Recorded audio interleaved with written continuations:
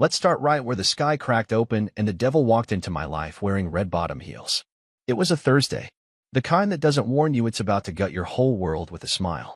I was running late, 10 minutes, to be exact. Just 10 stupid, cursed minutes. The train had been delayed. Some idiot pulled the emergency lever again. I worked 80 hours that week, 12-hour shifts most days, sometimes 14, barely saw my own bed. But I still hustled because I loved what I did, and yeah, I loved my wife. Or thought I did. Her name's Madison. Madison Reed. Gorgeous, cold-blooded, and the youngest CEO in our firm's history. My wife. The face on Forbes, the lips on Business Insider, the one the whole company bowed down to. And me? I was just the head of development, commuting in from Queens like a chump while she pulled up in a white Mercedes with champagne seats. That morning, I walked into the office, tie loose, still adjusting my cuffs, when HR's Tracy gave me that look. The one where their smile doesn't touch their eyes. She said, "Hey, Ethan, can you come in here for a moment?" I followed her into the glass fishbowl of a conference room. Madison was already there, dressed like she was about to walk a runway, legs crossed like a queen. She didn't even look at me. There were two other VPs sitting beside her, all of them quiet. I stood there, blinking, still trying to piece together what this was. Then Tracy slid a paper across the table and cleared her throat. "Ethan, you're being terminated effective immediately." I blinked. For what? Madison finally looked at me then, those blue eyes as empty as a snowfield. "For being late," she said. Flat. Ice cold. "Late? Are you serious? 10 minutes late after working 80 hours this week?" "You know our policy," she said, like we weren't married, like she didn't kiss me goodbye that very morning. "Leadership must set the standard." I laughed. I actually laughed. "You were joking, right?" She didn't even blink. "No, Ethan, you're done." It was then, I swear, something snapped inside me, like glass shattering in my chest. And I said, "Actually, you might want to read that fine print again. Because I own the company now." That shut the whole damn room up. See, while Madison was too busy playing CEO Barbie, she forgot I owned 51% of the equity. Silent partner. Inherited from my father who co-founded the firm with hers. I never flexed it before. I didn't need to. I believed in her. I trusted her. I loved her. But now? I pulled the amended partnership agreement from my briefcase and slid it across the table like an ace in poker. "You don't fire me," I said. "You resign." Her lips curled, for the first time, like she'd tasted something bitter. But even then, she didn't flinch. "You wouldn't do that to me." "Oh? Why?" I asked, eyes locked on hers. "Does that change the betrayal?" She narrowed her eyes. "You don't know what you're talking about." But I did. Not just about the firing. That was just the first jab. The real knife came a day earlier. Flashback, Wednesday night. I came home late, same as always. Madison was already in bed, scrolling on her phone. Said she was tired, rolled over, and pretended to sleep. She'd been distant lately. Unreachable. Changed her passcode. Went out more. The perfume changed. I noticed. While she showered, her iPad lit up on the nightstand. A text preview popped up from a contact saved as Margot Pilates. But the message read, "Can't stop thinking about last night. You in that red lace? Damn. When are you telling your husband?" My heart stopped. My whole soul stopped. She came out of the bathroom, towel wrapped around her, looking like nothing had changed. I smiled. Said goodnight. Pretended not to know. But in that moment, the woman I'd married 6 years ago died to me. Now, back in that conference room, she sat like a statue, still smug, still untouchable. But cracks were forming. Her eyes darted toward the papers. She realized something. She just pulled the trigger on the wrong man. I stood up. "You'll get the official notice tomorrow. As of now, I'm CEO. You can pack your office. Have a nice F*King life, Madison." Then I walked out. Every step away from her was like shedding a layer of skin. But oh, it was only beginning. To be continued in part 2, the discovery. Let me know when you're ready for the next part. The rabbit hole goes deeper. I didn't sleep that night. Couldn't. My brain wouldn't shut off. I just sat there in the dark with my fists clenched and my jaw locked, replaying every moment of the past 6 years like a movie I never really paid attention to. I thought of her late-night meetings, of how she suddenly stopped wanting to be touched, said she was too tired or too stressed. Thought of the gym membership she never used, the business trips that didn't make sense, the way she started locking her phone like I was a stranger in my own home. I chalked it up to burnout. Stress from being at the top. Turns out, it was someone else doing the relieving. Around 3 a.m., I got up and walked to her office. She kept everything backed up on her iCloud. She thought she was slick.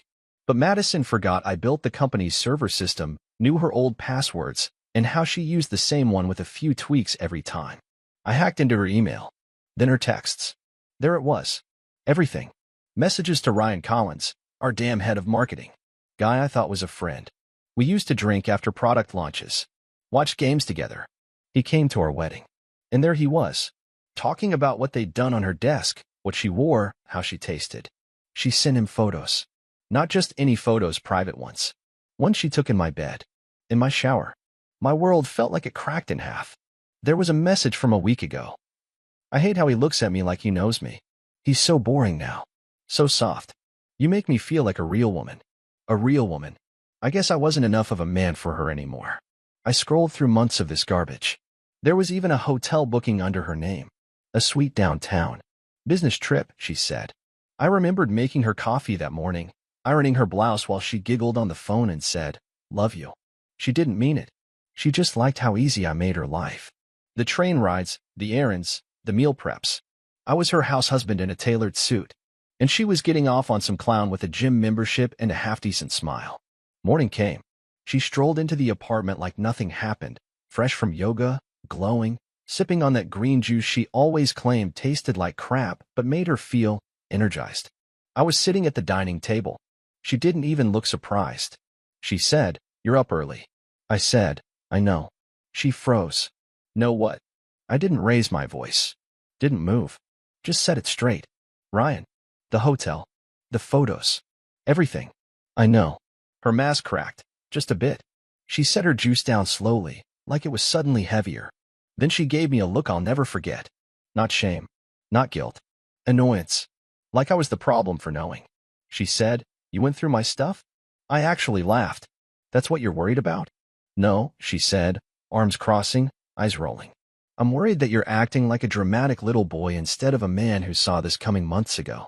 Boom. There it was. Her real face. No more sweet Madison. Just venom.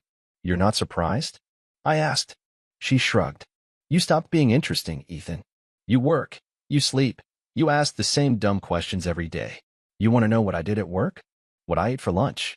You think I want to come home to that? You could have just left me." "Oh, please," she scoffed. "And give up half the company? Don't be naive." I was stunned silent. She leaned over the table and whispered, "You think love is enough, but the truth is, you're just small. Always were." I wanted to flip the table, to scream, to break something. But I didn't. I just stood up, looked her in the eye, and said, "Pack your *T. She blinked. "What? You're done. I'm CEO. You're fired. From the company. From this marriage. From everything."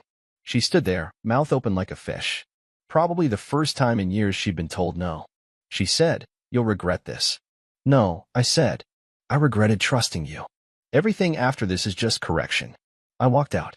Left her standing there in her fancy robe, with her pressed hair and fake innocence. Took the elevator down and sat in my car for 10 minutes, just breathing. She wasn't worth rage. Not anymore. I'd get everything in motion. Divorce. Asset freeze. Legal wipeout. I wasn't going to just cry and walk away like the weak man she thought I was.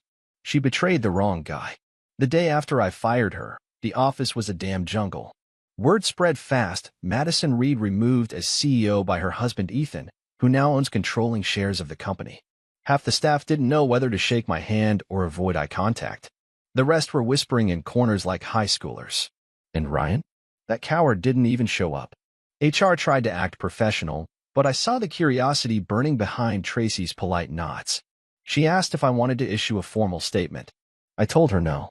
Let Madison stew in the silence. Let the rumors boil her alive.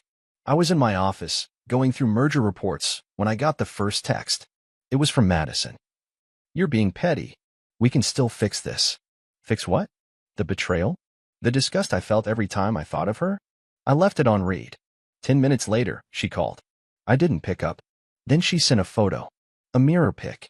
Lingerie. Red. The same one she wore in the photos with Ryan. The message read, "I know what you really miss." I gritted my teeth so hard I thought they'd crack. That was her angle now? Manipulation? Use her body to slide back into my life like she didn't just humiliate me? I sent back 3 words. You're pathetic, Madison. She didn't reply, but I knew it wouldn't be the end. Later that afternoon, I got a call from our CFO, Angela. She told me about a flagged transaction. Madison had wired 50 grand from a marketing slush fund to a private consulting firm with no listed employees. I knew what it was. A cover for her little getaway weekends with Ryan. Hotel bills. Dinners. Gifts. Angela said, "Want me to press charges?" I paused. Thought of Madison's face, how smug she always looked, how she assumed she could do whatever she wanted and everyone would just deal with it. Not yet, I said. Let her sweat.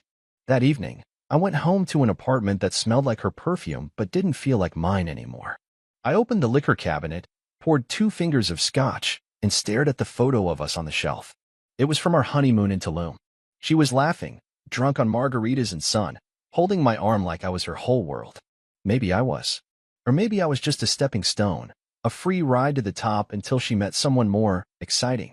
I didn't sleep again. I stayed up reading every one of their messages, watching her send voice notes with that sugary tone she used to use on me. She even called Ryan baby bear. I almost threw my phone, but I didn't, because I needed to know how deep it went. I needed to see every lie, every word she'd poisoned. Around 3 a.m., she showed up at the door. I wasn't surprised. Madison never let herself loose.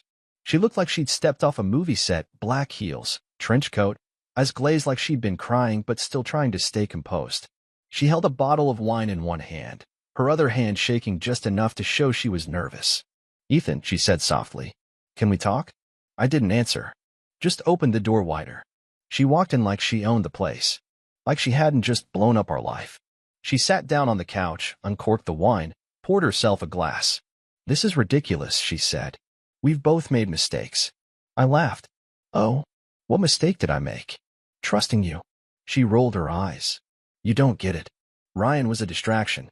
That's all. A stupid, meaningless thing. I was lonely, Ethan. You were never around. Always working, always distant." I sat down opposite her. "You are incredible. You cheat. You lie. You steal from the company. And now it's my fault. I didn't steal anything. You embezzled company funds to pay for your affair, Madison." That hit her. She went quiet, then looked me dead in the eyes. "I didn't think you'd actually fire me. Because you think nothing applies to you," I said. "You've lied so many times you believe yourself now." She sipped her wine, more irritated than apologetic. "You know what your problem is, Ethan? You never fought for me." I stood up. "No, I trusted you. That was my mistake. I fought for this marriage every damn day while you were busy undressing in hotel rooms with another man. You're being dramatic." "No, I'm being done." She stood too, now angry. "You think you'll find better than me? Good luck. Most women would kill for someone like you, but they'd still cheat because you're boring." That did it. I walked over to the door, opened it, and pointed outside. "Leave." She scoffed, grabbed her purse, and stormed out, muttering, "You'll come crawling back." I shut the door behind her. She had no idea. This wasn't heartbreak anymore. This was war. The next few days were all chess moves. I didn't grieve. I calculated. First thing I did was lock her out of the company systems. I had IT change all credentials. Her office was emptied, her access cards deactivated. I even had the cleaning crew box her crap and deliver it to her condo, carefully labeled former CEO. A little gift from me to her ego. Ryan tried to text me. I didn't even bother opening it.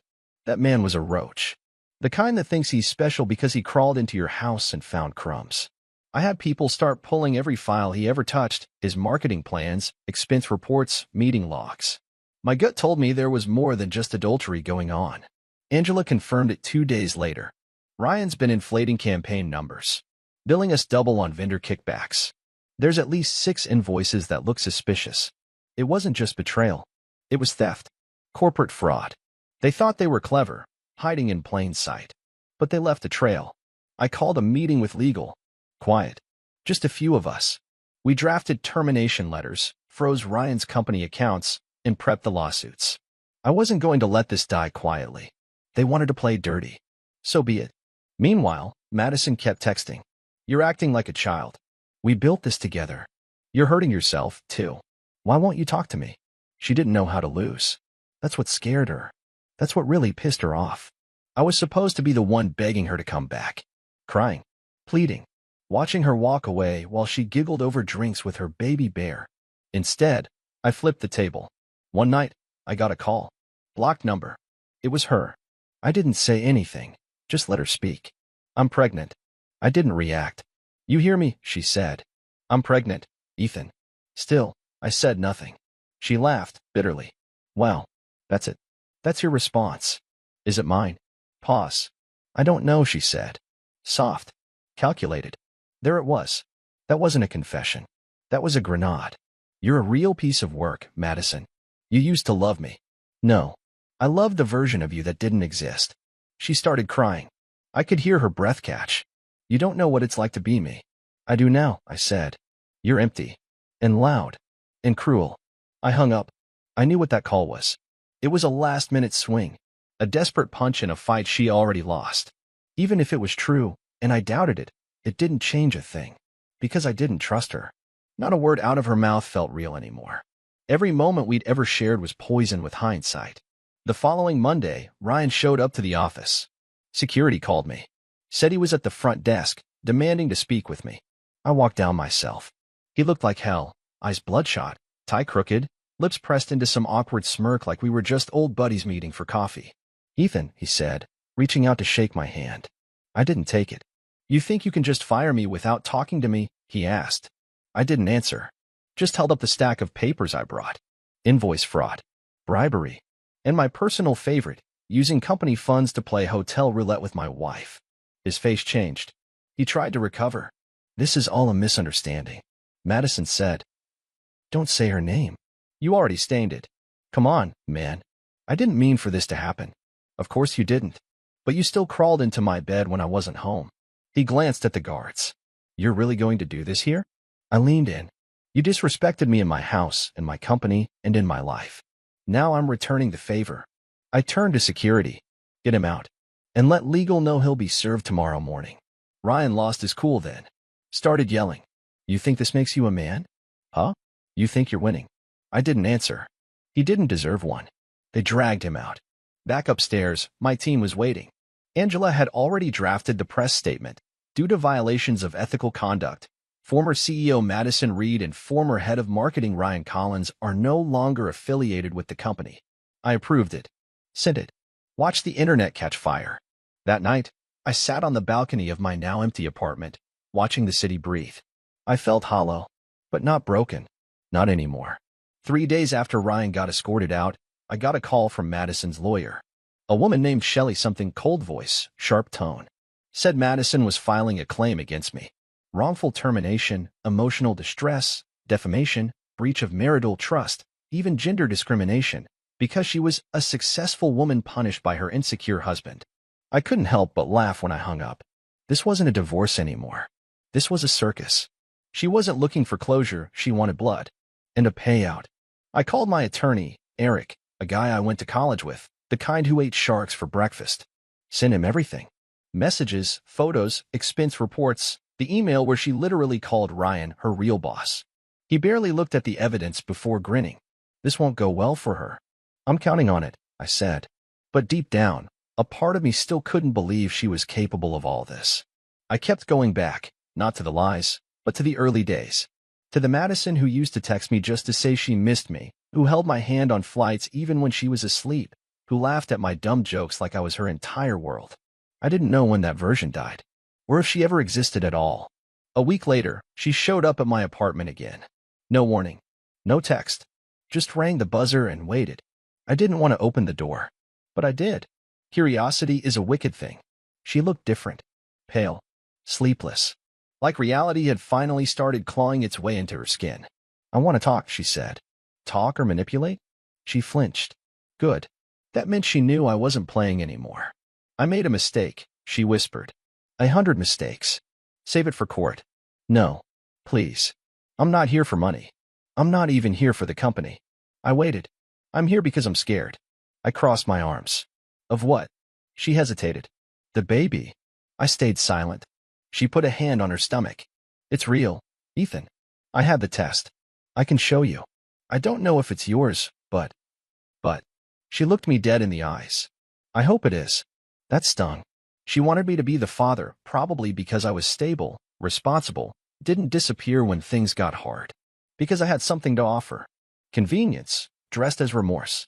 You hope, I said, my voice flat. You hope it's mine? Tears welled up in her eyes. Not the fake ones she used in meetings. These were real. Raw. Like she finally realized how far she'd fallen. But sympathy wasn't enough. Not anymore. I'll take a paternity test, I said. If it's mine, we'll talk. If not, you're on your own. She nodded slowly. Fair. I started to close the door. Ethan, she said, just before it shut. I looked at her one last time. Do you still love me? I should have lied. I should have ignored her. But I didn't. No, I said. I loved who you pretended to be. And I'll never forgive myself for falling for it. I closed the door. Locked it. Turned away. That night I sat alone again, but this time it felt clean. Like the air had cleared. No games. No masks. Just truth. Cold and sharp, but real. The paternity test would come in 2 weeks. Until then, I buried myself in work. Cleaned the house. Got back to the gym. Reconnected with friends I'd neglected because I was always trying to save the marriage. And slowly, the anger stopped buzzing in my blood. She wasn't my wife anymore. She was just a bad chapter in a book I was rewriting. Let me know when you're ready for part 6. The results are coming, and she's not ready. 2 weeks crawled by like wet cement. I didn't rush the lab, didn't text the doctor, didn't check the tracking updates. I just waited. In the meantime, Madison stayed silent. No texts. No surprise visits. No Instagram thirst traps designed to get my attention. That was new. I figured either her lawyer told her to lay low, or she finally started to understand that her leash had snapped. I wasn't sure which one made me feel better. The day the results came, I didn't open the envelope right away. I just stared at it. Thin white paper, thick with truth. One sentence in that thing could rewrite the rest of my life. I sat down, poured a drink, and sliced it open. It was mine. Not even a maybe. Probability of paternity, 99.9999%. I stared at the number for a long time. Tried to feel something. Joy? Terror? Bitterness? But all I felt was stillness. Like the sound after an explosion. When everything's too quiet and your ears ring and you're waiting for the dust to settle. I called my lawyer first. Told him we'd need to change strategy. This wasn't just about divorce anymore. It was about custody, responsibility, money, legacy. All the things that suddenly latch onto your back the moment a child gets involved. Then I called Madison. She picked up on the first ring. No, hello. No breathing. No hesitation. It's mine, I said. Silence. Then a soft, broken, okay. Don't get it twisted, I added. This changes nothing between us. You're still out. I'm not here for you. I'm here for the child. That's it. I understand. No, you don't. You don't get to manipulate this. You don't get to use the baby to weasel your way back in. I'll handle this like a man. You'll keep your distance unless it's about the kid. She didn't argue, didn't cry, didn't try to fight it. For the first time, maybe ever, she accepted something without spinning it into a lie. The next few weeks were a blur of paperwork, court meetings, financial audits, paternity documents, parental agreements. It all felt mechanical, clinical. I went from angry husband to future co-parent without much room to breathe in between. But then came the moment I knew I couldn't prepare for. The first ultrasound. She asked me if I wanted to come. I said no. But I showed up anyway. I waited in the back of the clinic, hood pulled low, hat on, sunglasses. Like someone sneaking into their own life. When I finally stepped into the room, she was already on the table, belly barely showing, gown folded up. The tech looked surprised but said nothing. Madison turned her head, eyes widening when she saw me. She didn't smile. She just nodded once. Like she knew this wasn't peace. It was a treaty with conditions. Then we heard it. The heartbeat. Fast. Alive. Real. It hit me in a place I didn't know still worked. And for a second, just a second, I saw something in Madison's eyes. Not love. Not regret. Something quieter. A flicker of the girl I once knew.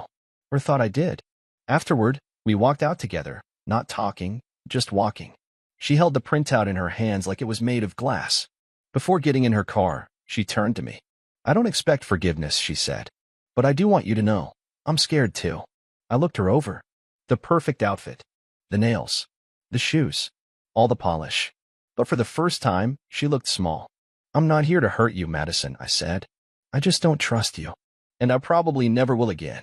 She nodded, then got in her car and drove off. I stood there a long time, hands in my pockets, staring at the sky like it had answers. It didn't, but at least it was honest. Weeks passed. She kept her distance, like I asked. We only spoke about the pregnancy, doctor visits, baby furniture, medical updates. She tried to stay polite. I stayed colder. Not to punish her, just to protect myself. That version of her I used to love? Dead. And I wasn't about to resurrect ghosts. But the past? The past doesn't die quietly. It claws. It waits. And then, it knocks. One night I was leaving the office, rain soaking the streets like some damn movie cliché, and who do I see standing near the exit? Ryan.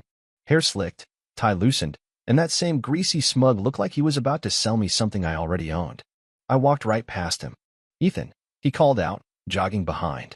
Wait, man. Just a minute. I turned. You got one. I didn't know she was married. You did. I didn't know she was your wife. You did. He held up his hands. Okay. Fine. I did. But I didn't know she was going to turn on me too. You know she tried to blame me for the embezzlement? I stared at him. He laughed nervously. She's toxic, man. I mean, you know that better than anyone. She'll burn everyone, even the ones helping her. And you're surprised? He stepped closer. I'm not here to fight. I just came to say, I'm sorry. I didn't believe him. Not for a second. Are you? I asked. He nodded. I was doing that fake watery thing. Yeah, you didn't deserve it. She played us both. You chose to play. She just happened to be better at the game. He looked away. I hope the kid isn't yours, he muttered. That stopped me. I stepped forward. Let me be very clear, Ryan.